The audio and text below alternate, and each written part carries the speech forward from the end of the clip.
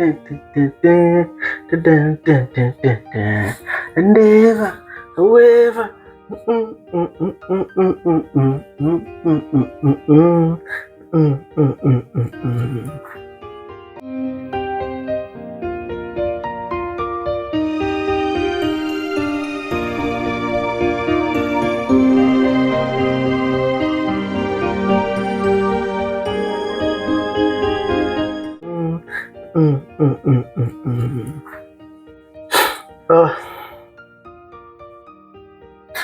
Hello family, how are you? Tell me if you are good in the comment. I'm really very fine.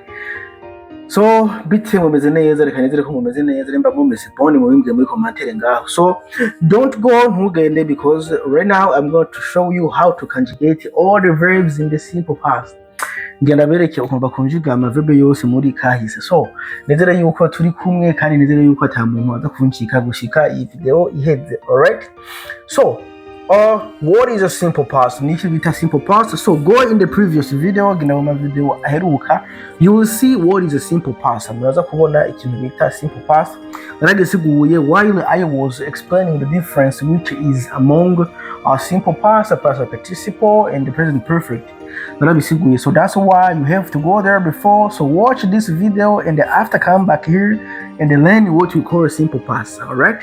So first, let's ask us the question: what is a simple past? Making it a simple past. So first, simple past is one tense among a lot of tenses that exist in English. Simple past n'umwanya umwe mu myanya myinshi ihari mu Cyongereza. So simple past is used when you are talking a specified action in the past that happened in the past and it's already done in the past, it's over in the past. Alright, so simple past uba uri kuravuga action yabaye muri kahise mu mwanya runaka muri kahise, kandi iyo action yaheze ata impact ifise muri present. So there you are talking about simple past. Alright, so if I try to translate this simple past in Kirundi, I can translate it as, ngerageze kushira simple past mu Kirundi ni nka kahise kindengagihe, which means the action which is already happened in the past. Kahise kindengagihe. Alright, so if we understand, you and I, what is a simple past, so then we can jump to the following question. So how do we conjugate all the verbs in the simple past? Gute bakonjiga amaverbe muri simple past. So don't go, let me show you how you can conjugate all the verbs in the simple past. Ntugende ndakwereke ukuntu bakonjiga amaverbe yose muri simple past, because this lesson is not easy. Iki kigwa nticoroshe, but what you have to do, you have to go back in the previous videos and look the video which says the difference among simple past, past participle, and the present continuous. And if you don't have yet the list of irregular and irregular verbs, you have to go on Google and download it and have it in your phone as a soft copy or hard copy, and try to memorize those things, because this is what you will use while you will be learning this lesson. Nimba udafise liste yama irregular and irregular verbs, genda kuri Google uzidownloadinge, uzitunge mu telefone canke uziprinting, hanyuma utangure kuzimemoriza, kuko niyo technique ya mbere yo kwiga what we call simple past. Ivyo utabizi, you will never conjugate all the verbs in the simple past. Alright, so before I show you how we conjugate all the verbs in the simple past, imbere yuko ndakwereka koma bakonjiga amaverbe yose muri simple past, you have to know something. Ubuze communicate all the verbs that exist in English has simple past and the past participle. Amaverbe yose muzi abaho mu Cyongereza arafise simple past na past participle. Accept or not, this is how it is. Uvyemera canke ureke niko bimeze. All the verbs has what we call simple past and the past participle. So rero it's your duty to go and memorize all those verbs. Ni akazi kawe kugenda kugira ngo ushobore kuzimemoriza, kubera yuko this is how we learn first simple past. Niyo technique ya mbere yo kwiga ikintu bita simple past. Are we together? So let me guess that we are on the same connection, to the quick connection imwe. So let's start. How do we conjugate the verbs in the simple past? Gute bakonjuga amaverbe muri kahise? It's really very simple, biroroshe.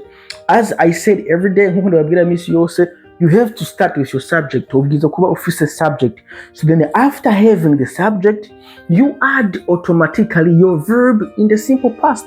Ufise sije utongera ko automatically verb yawe iri muri simple past form. For example, nginga dufise verb to be ngaha anye mugabo form yayo ya simple past ni was. Nta kindi kintu ukora. Niyo mpamvu nabigiye ati ukuziboroka. Ubwiza kuba uzi suje yawe ngaha ukacongera ko was nta bindi. Aha dufise do simple past yayo ni did. I did. Very simple, very easy.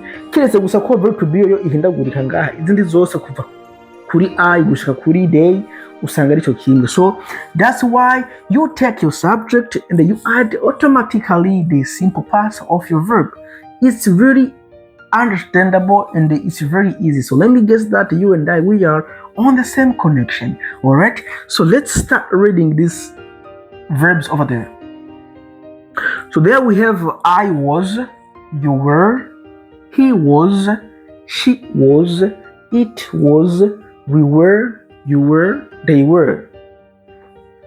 I did, you did, he did, she did, it did, we did, you did, they did. Guys, very easy. I went, you went, he went, we went, you went, they went. That's a verb to go. I got, you got, she got, we got, you got, they got. Very easy. I wanted, I wanted, you wanted, it wanted, we wanted, you wanted, they wanted. So do you see here, this is what we call regular verbs. Regular verbs are the verbs that we add ed at the end. We add ed at the end while we are talking about regular verbs. Twongera ko ed kumpera n'amaverbe mu gihe turavuga ikintu bita regular verbs. All right, so but here on irregular verbs, the verbs change depends on the verbs.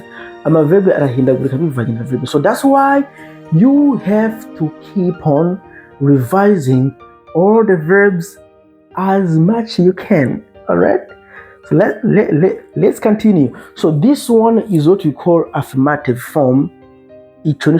Form affirmative. So let's see the following point here. The following point is what we call negative form. Negative form in negative form. So let's see the negation in this simple past. All right, so there we have I was. So first, before I keep on, let me tell you something. We have two groups of verbs. The first group is the verb. So we have what we call auxiliary verbs, is to do and to be, and then we have what we call other verbs, which means the remaining verbs. So in simple past, these two verbs, which are the auxiliary to be and to do, when you need to put it in the negative form, ukeneye kudushyira muri negative form wongera ko not gusa kuko nama verb auxiliary. All right, here we have I was, I was not, I wasn't, I was, I was not, I wasn't. All right, so you were, you were not, you weren't. So I wasn't and you weren't in short form is own. All right, so there we have you did, you did not, you didn't. You did, you did not, you didn't. They did, they did not, they didn't. Very easy. Kuri verb auxiliary wongera ko not with. On the auxiliary verbs you add only not. All right, so let's keep on. I say you are enjoying. Let's keep on. All right, so there we have another verb here. This is I went. So I went ni past form ya verb to go, kandi i verb to go ntabwo ari verb auxiliary. So rero ku maverb yose asigaye atari ama verb auxiliary, ukeneye kuyashira muri negative form uca wifashisha verb to do ukaca wongera ko iyo verb yawe iri muri affirmative form, bisigura yuko idakonjiza. All right, so nkunga dufise I went. Here we have I went, so dukeneye kuyashira muri negative form mugabo in the past. All right, so I went ucufata I did not go, ufata verb yawe to do akaba ariyo ushira muri simple past kandi kakijana muri negative form ugaca wongera ko iyo verb yawe idakonjiza. Niyo mpamvu mbona nga dufise I did not go. ntuzovuge ngo I went not. No, I went not ntikivugwa. Alright, so I didn't go nico tuforme y'iki. Alright, so there we have the following one is we wanted. So we wanted nayo nyene ntabwo ari verb auxiliary. So we wanted is not the auxiliary verbs. Alright, so that's why even this one we have to use verb to do. We wanted, I did not want, or I didn't want, So please put in your brain these two things. The auxiliary verbs we add only not, but the verbs which are not auxiliary you have to use verb to do. Is it understandable? Thank you. I see you understand it. I like you so much.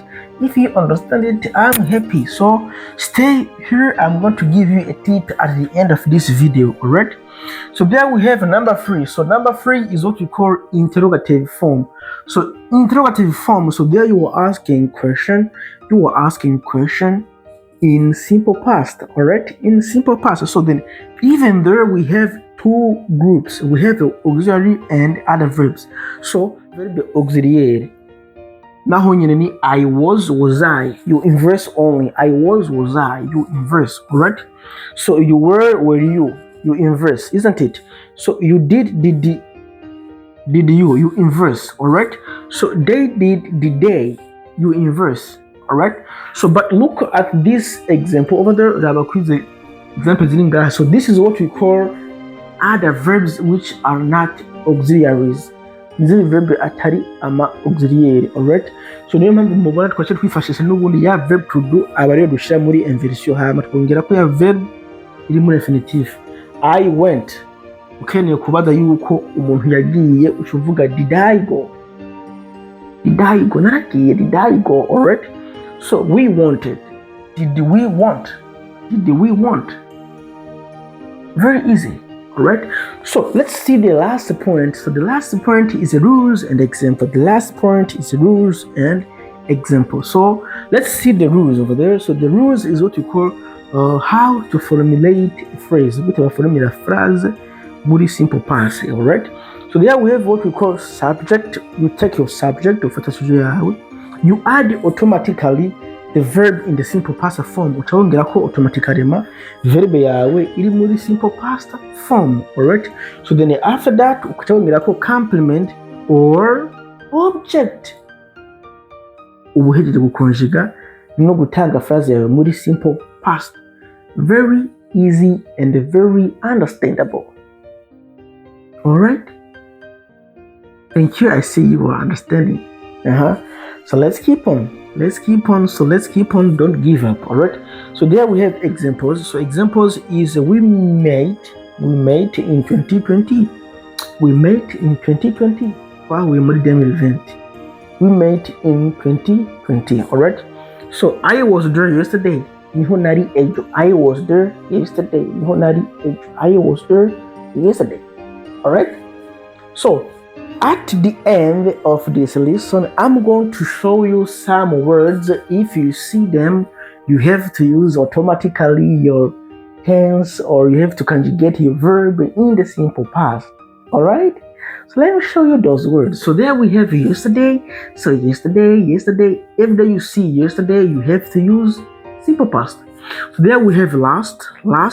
If you see last, you have to use a simple past. Alright, for example, last week, last year, there you have to use a simple past. Last week, last year, last month, you use a simple past. Alright, so there we have ago, you use simple past.